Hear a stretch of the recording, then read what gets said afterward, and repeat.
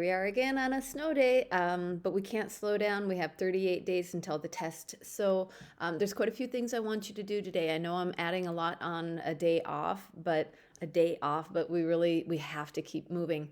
What I'd like you to do are two things, and one I'll give you points for. I know some of you were really hoping to get some extra points in the grade book before the end of third quarter, and so there'll be an easy opportunity for you to do that. It's going to be on a Padlet that I'd like you to respond to.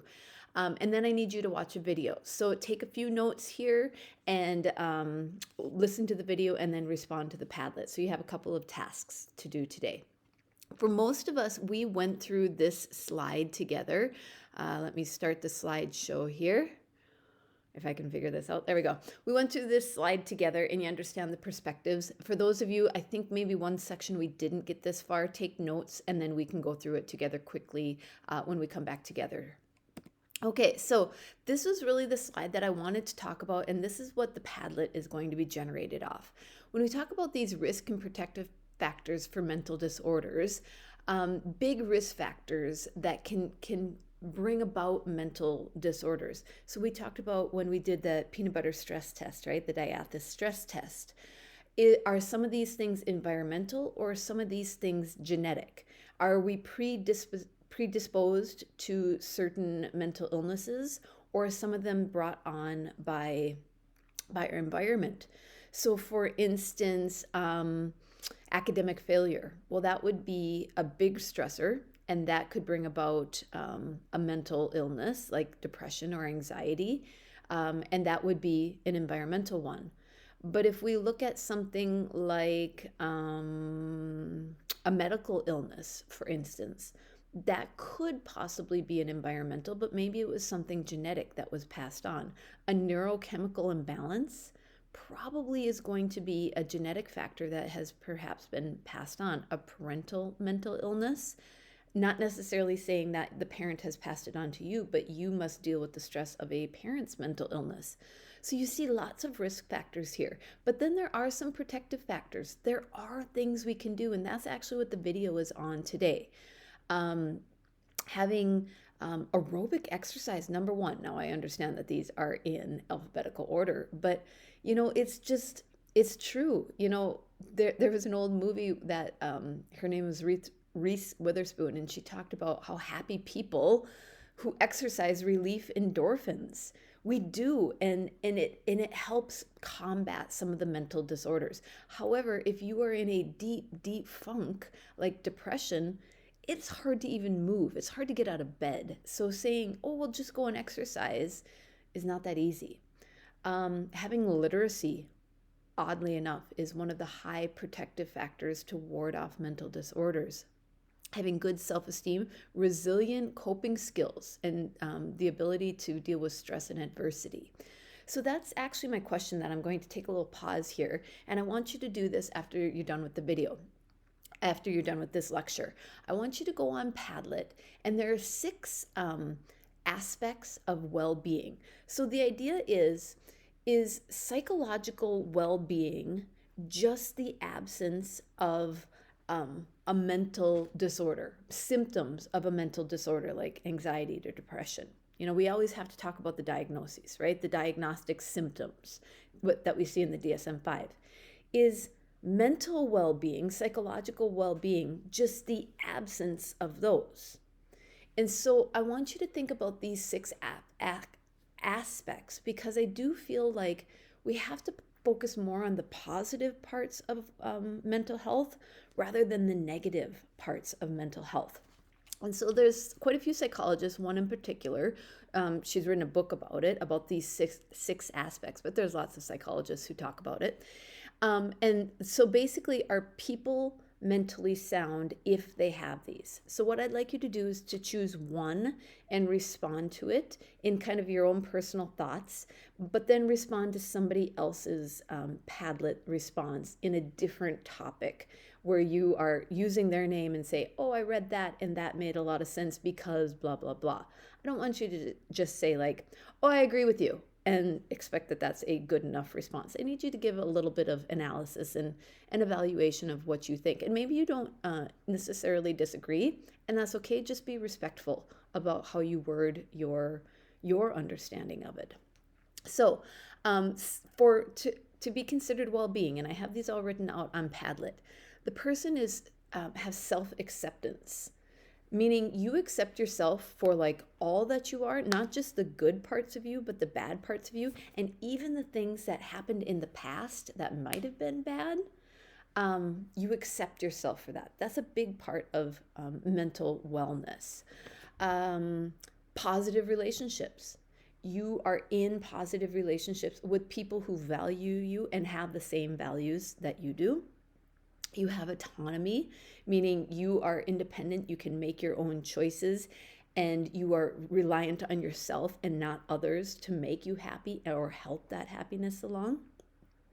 Environmental mastery. This is an interesting one. You become the master of your environment, meaning you create and coordinate your environment to help your own mental wellness. As a teenager and a student, sometimes that could be really hard to do. These are six topics, 6 tricks to being mentally well for adults. And sometimes students aren't at that place where you get to make those decisions. And so your environment could have a big impact, and you don't really get to do anything about it.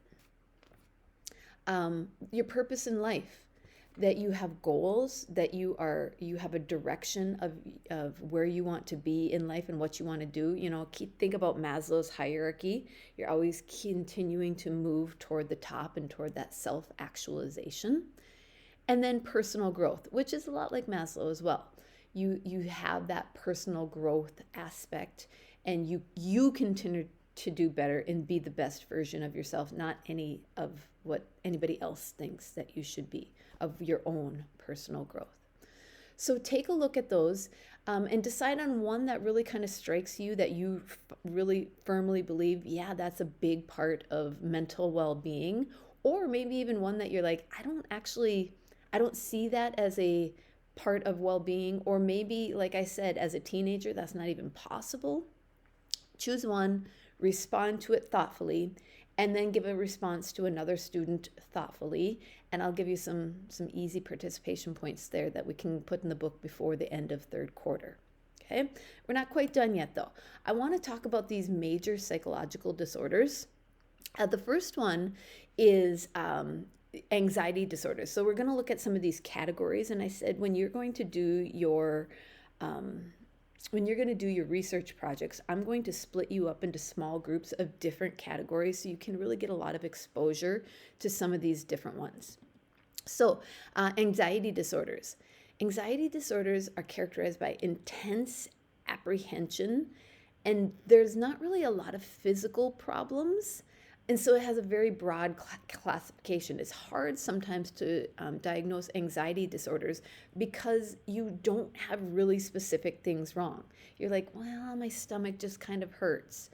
Well, that's hard to kind of pinpoint.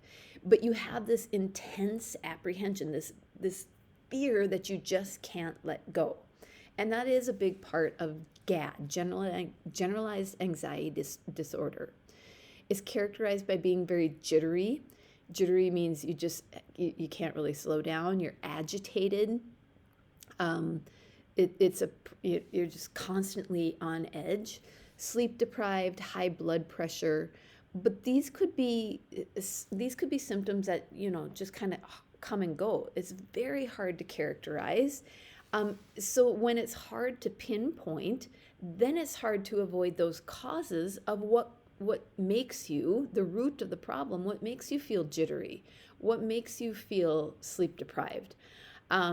So for instance, people who suffer with GAD, like they realize that this is a big one. They realize that they have a worry about something, but it's like they don't know exactly what it is, but that's too big to kind of let go.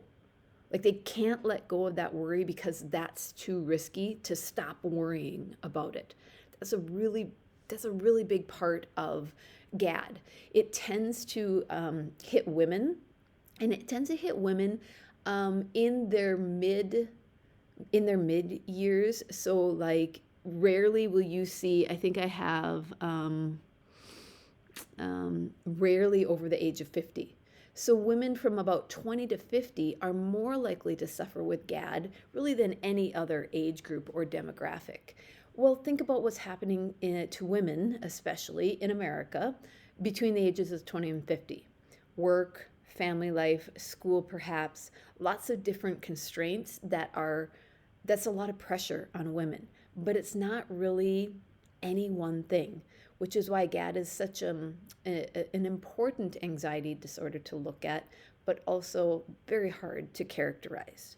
Um, Sometimes we can look at GAD as having people having like no physical problems. They might complain of like constipation issues or bowel issues or things like that. Maybe, like I said, um, the inability to like feel like their stomach is kind of upset all the time or they have headaches. But those could also be very kind of common things. So we see it both in our biological system and in our psychological system. But remember, I said everything that's psychological is also physiological. Panic disorders. This is Demi Lovato. Demi Lovato has been very forthright and open about her issues with panic disorders. Sometimes it's known as, for those who deal with panic disorders, it's known as an anxiety tornado, where it just kind of comes upon you. Like it comes at you like a tornado, and there's not a lot of warning. If you think about a tornado, you have a little bit of indication that it's coming, but it just hits you all of a sudden, which is why panic disorder is so unpredictable. You don't really know when it's happening. You can't really ward it off to a big extent. And so when you have these minutes long episodes, they become panic attacks. You have your heart racing, you have these sensations of like you can't think straight, choking sensations, shortness of breath. What I often see is students who feel like this might be something that they're dealing with and they didn't really realize it. They start to have panic attacks when the realization comes, like, oh, I'm having a shortness of breath. This is what it's going on, a panic attack. And so I hate to like give all the symptoms of this, because sometimes then it makes students feel like this is it. This is what's going on with me, when they maybe didn't realize it before. Phobias. Okay, I'm going to move my screen again. Phobias are these irrational fears. Now, you've already heard about mine. Like you saw, I had an emotional reaction. I had a physiological reaction. They're very irrational fears. Like I know for a fact I don't have to be afraid of those. Like I know I would have, if I think about it rationally, I know that I would have the ability to do something about it. Like I could hire an exterminator, right? But it doesn't matter. It's like the Ziyunk theory of emotion. It doesn't matter that I know that. I still have an emotional reaction to it. Even if I think about it, doesn't matter. And it's a very irrational fear. Most phobias are specific phobias. Animals, heights, enclosed spaces, needles.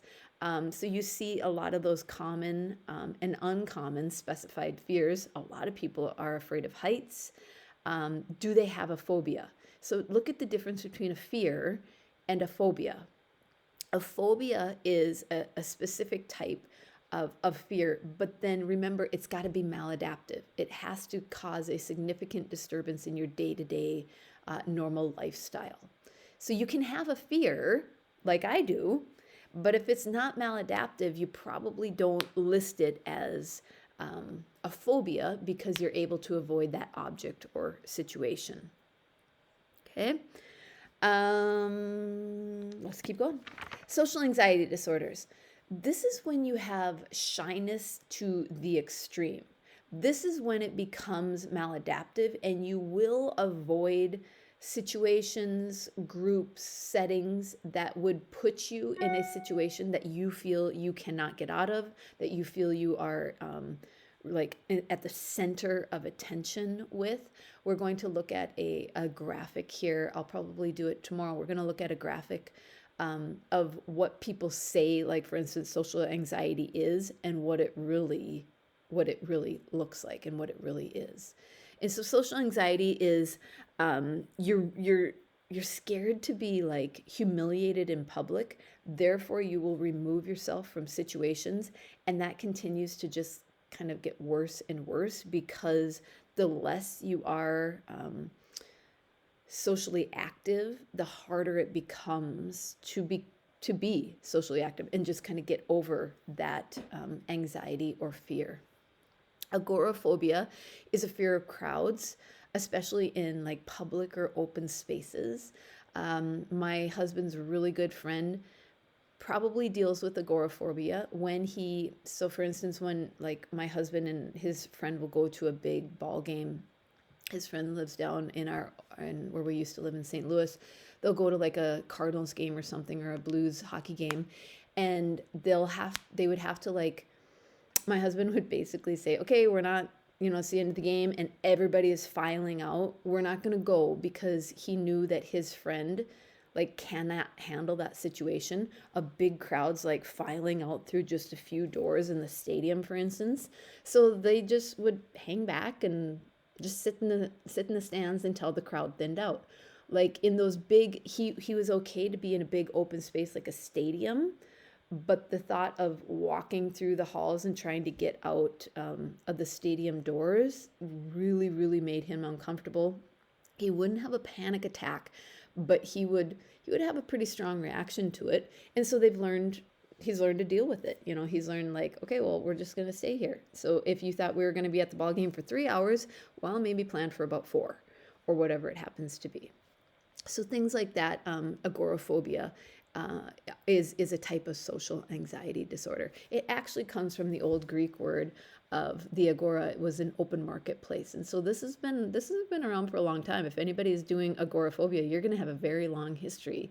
You might be a short time that it's been listed in the DSM, but you're going to have a very long history of agoraphobia. And then OCD.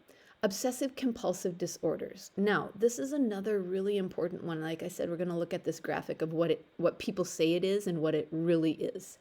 This is unwanted, repetitive, and those are two really important words. Unwanted, repetitive behaviors and thoughts.